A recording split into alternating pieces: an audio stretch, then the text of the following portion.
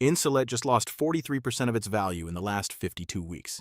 And yet right now, 24 Wall Street analysts are calling it a strong buy, with a price target sitting nearly 50% above where the stock trades today. That's not a small gap. That's a massive disconnect between what the market is doing and what the people who study this company for a living are saying. So what exactly is going on here? Is the market missing something, or are the analysts the ones who are wrong? Let's dig into the numbers and figure out which story actually holds up. First, let's get a sense of scale. Insulet is currently valued by the market at just over $11 billion. When you factor in its debt and cash position, its enterprise value comes out to about $11.54 billion. That's the number you'd theoretically pay if you wanted to buy the entire business outright, debt included. Keep that number in the back of your mind, because it's going to matter a lot once we get into how much debt this company is actually carrying. Now, here's something a lot of investors overlook. Insulet has been quietly shrinking its own share count. Over the past year, shares outstanding dropped by about 4.16%. In plain terms, the company has been buying back its own stock. Fewer shares means each remaining share represents a slightly bigger slice of the company. It shows up as a buyback yield of 4.15%. And since Insulet doesn't pay a dividend at all, that buyback activity is effectively the entire shareholder yield. So while dividend investors might walk right past this stock, the company has actually been returning value in a different, quieter way. But here's where things get interesting. The stock trades at a trailing P/E ratio of 37.05. For those unfamiliar, the P/E ratio just tells you how many dollars investors are paying for every $1 of the company's current profit. A P/E of 37 sounds expensive at first glance. However, look at the forward P/E, which estimates the ratio based on expected future earnings, and it drops to 23.76. That's a big shift, and it usually signals that the market expects meaningful earnings growth ahead. The PEG ratio, which adjusts the P/E ratio for growth expectations, sits at 1.04. A PEG near 1 is generally viewed as a sign that a stock's price and its growth rate are roughly in balance, not wildly out of sync. At first glance, that sounds impressive, but before you get too comfortable, let's talk about the balance sheet, because this is where the picture gets more complicated.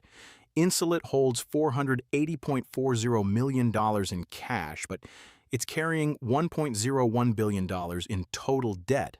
That leaves the company in a negative net cash position of $533.60 million, or negative $7.70 per share.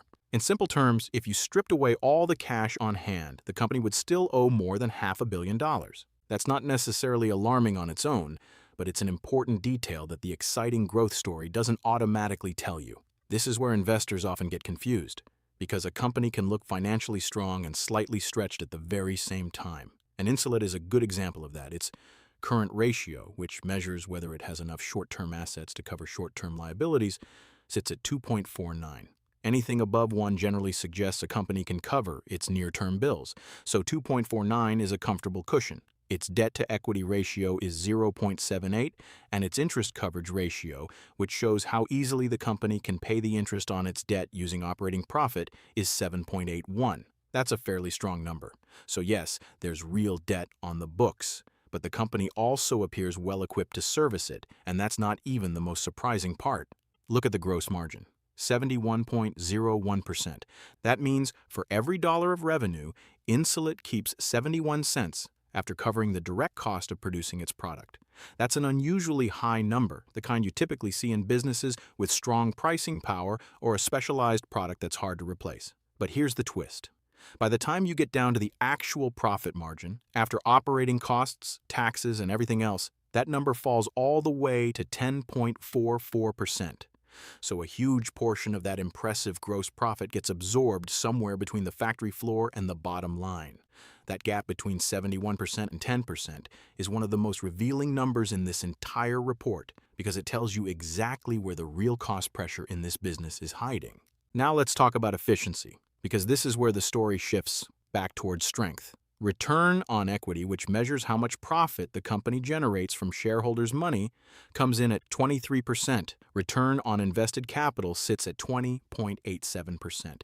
Both of these numbers suggest that management is doing a genuinely good job turning invested dollars into actual profit. On top of that, Each employee at Insulet generates about $537,185 in revenue and $56,074 in profit. Numbers like that tell you this isn't a bloated organization, it's a relatively lean operation for its size. However, one number changes the picture again. The stock's 50-day moving average is 153.50, while its 200-day moving average is 237.37. That's a steep gap, and it confirms just how far this stock has fallen from where it was trading over the past several months. Add to that a short interest of 7% of shares outstanding, meaning a meaningful number of traders are actively betting the stock will keep falling. The RSI, a momentum indicator that generally reads above 70 as overbought and below 30 as oversold, sits right in the middle at 50.19, essentially neutral territory. In other words, the market isn't screaming panic or excitement right now. It's sitting in a kind of quiet limbo. So how does the future look? At least according to the analysts covering this stock, they're projecting revenue growth of 19.62% and earnings per share growth of 26.73% over the next 3 years. That's a fairly bold growth expectation, and it helps explain why the average price target of $238.22 sits so far above the current share price. It also helps explain that strong buy rating we opened with. Before we wrap up, 2 more numbers deserve your attention because they don't get talked about often, but they matter enormously. The Altman Z-score, a formula designed to estimate a company's risk of financial distress or bankruptcy, comes in at 9.44. Generally, a score above 3 is considered a safe zone, so 9.44 suggests very low financial distress risk, and the Piotroski F-score, a 9-point checklist that scores a company's overall financial health, sits at 7, which is generally viewed as a solid, healthy score. So where does that leave us? On one side, you have a company with exceptional gross margins, strong returns on equity and invested capital, a shrinking share count through buybacks, a low bankruptcy risk score, and analysts projecting real growth ahead. On the other side, you have a stock that's fallen sharply over the past year, sits well below its longer-term moving average, carries more debt than cash, and has a noticeable amount of short interest working against it. Both of these stories are true at the same time, built from the exact same set of numbers. So the real question isn't which of these facts is correct, because they all are. The real question is which one of these forces, the operational strength underneath the business or the price pressure surrounding it, ends up defining Insulet's next chapter. What do you think this data is really telling us?